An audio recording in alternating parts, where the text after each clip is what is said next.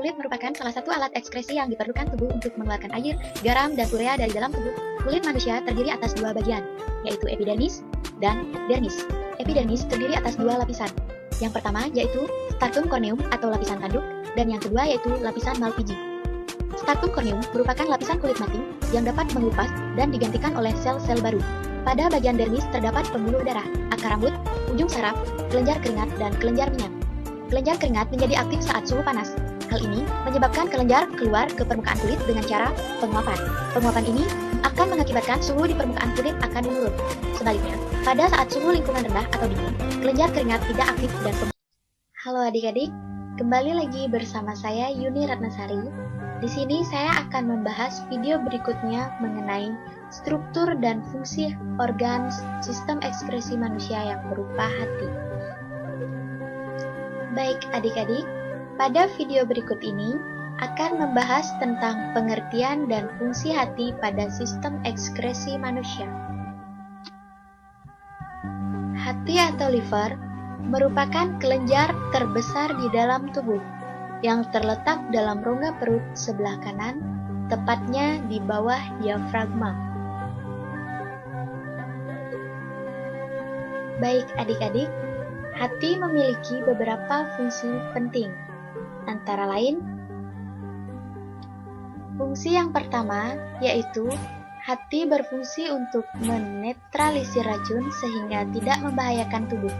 Kemudian, racun ini dikeluarkan melalui urin. Fungsi yang kedua yaitu hati berfungsi untuk mengubah glukosa menjadi glikogen untuk mengatur kadar gula dalam darah. Fungsi yang ketiga, hati memiliki fungsi sebagai alat ekskresi yang mengeluarkan warna empedu dan urin. Perlu diketahui, setiap harinya hati menghasilkan empedu mencapai 0,5 liter. Fungsi yang keempat yaitu hati berfungsi sebagai tempat sintesis beberapa zat. Dalam hal ini, hati menghasilkan enzim arginase yang mengubah arginin menjadi ornifin dan urea. Ornifin yang terbentuk dapat meningkatkan NH3 dan CO2 yang bersifat racun.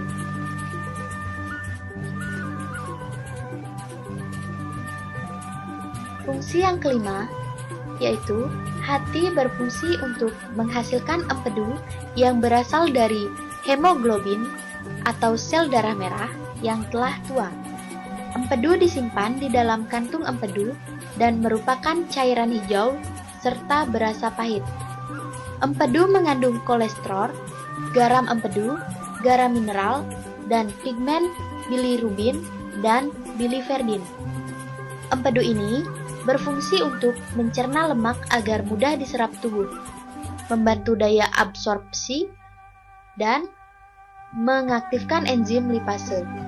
Selain itu, empedu berfungsi untuk mengubah zat yang tidak larut dalam air menjadi zat yang larut dalam air. Nah, adik-adik, fungsi yang terakhir dari hati yaitu fungsi yang keenam. Hati berfungsi untuk merombak sel-sel darah merah yang sudah tua.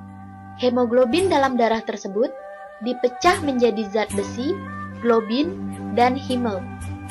Zat besi dan globin dipakai kembali untuk menghasilkan sel darah merah yang baru. Sedangkan heme dirombak menjadi bilirubin dan biliverdin yang berwarna hijau biru.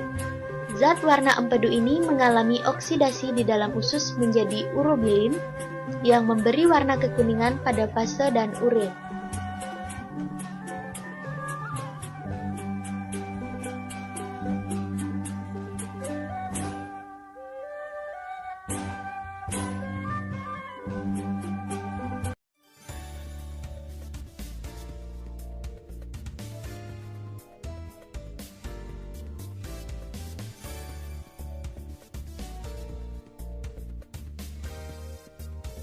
Ginjal merupakan alat ekskresi utama pada manusia. Ginjal berfungsi untuk mengekskresikan zat-zat sisa metabolisme yang mengandung nitrogen. seperti urea dan amonia.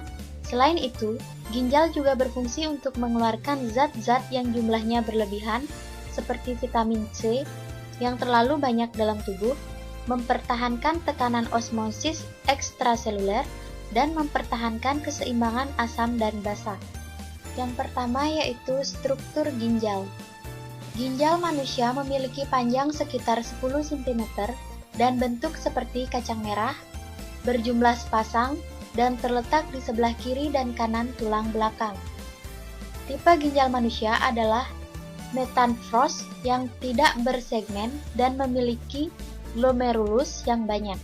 Ginjal terdiri atas kulit ginjal, sumsum ginjal, dan rongga ginjal.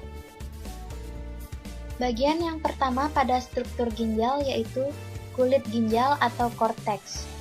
Pada kulit ginjal banyak terdapat badan Malpighi yang berjumlah lebih kurang sebanyak 1 juta. Badan Malpighi terdiri atas glomerulus.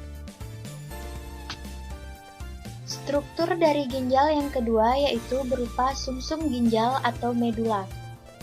Sumsum ginjal berupa badan-badan yang berbentuk kerucut dan banyak mengandung saluran yang mengumpulkan urin yang disebut tubulus contortus. Struktur yang ketiga dari struktur ginjal merupakan rongga ginjal atau pelvis renalis. Di rongga ini bermuara saluran pengumpul. Dari rongga tersebut, urin keluar dari saluran ureter menuju vesika urinaria atau kandung kemih. Dari kandung kemih, urin keluar tubuh melalui saluran uretra. Yang kedua yaitu pembentukan urin pada ginjal. Proses pembentukan urin di dalam ginjal melalui 3 tahapan sebagai berikut. Proses pembentukan urin di dalam ginjal yang pertama yaitu berupa filtrasi atau penyaringan. Filtrasi darah terjadi di glomerulus, yaitu kapiler darah yang bergulung-gulung di dalam kapsul Bowman. Pada glomerulus terdapat sel-sel endotelium sehingga memudahkan proses penyaringan. Selain itu, di glomerulus juga terjadi pengikatan sel-sel darah, keping darah, dan sebagian besar protein plasma agar tidak ikut dikeluarkan. Hasil proses infiltrasi ini berupa urin primer yang komposisinya mirip dengan darah, tetapi tidak mengandung protein. Di dalam urin primer dapat ditemukan asam amino, glukosa, natrium, kalium, ion-ion, dan garam-garam lainnya.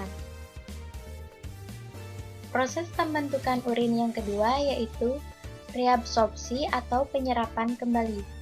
Proses reabsorpsi ini terjadi di dalam pembuluh atau tubulus proksimal. Proses ini terjadi setelah urin primer hasil proses infiltrasi mengalir dalam pembuluh atau tubulus proksimal. Bahan-bahan yang diserap dalam proses reabsorpsi ini adalah berupa bahan-bahan yang masih berguna antara lain glukosa, asam amino, dan sejumlah besar ion-ion anorganik.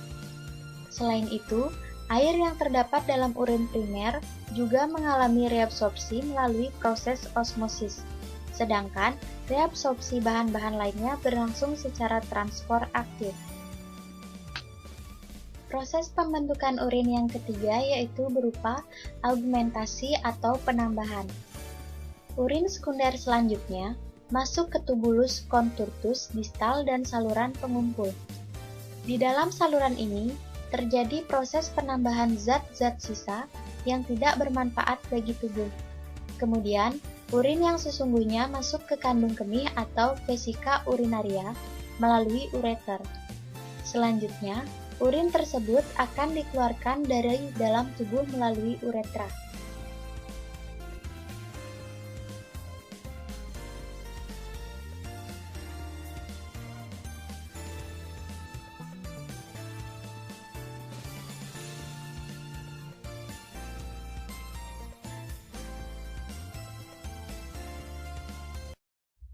Video berikut ini. Paru-paru merupakan salah satu organ ekskresi dalam tubuh. Manusia memiliki sepasang paru-paru, yaitu paru-paru kiri dan paru-paru kanan. Paru-paru tersebut memiliki fungsi utama sebagai alat pernapasan yang berhubungan erat dengan sistem ekskresi manusia.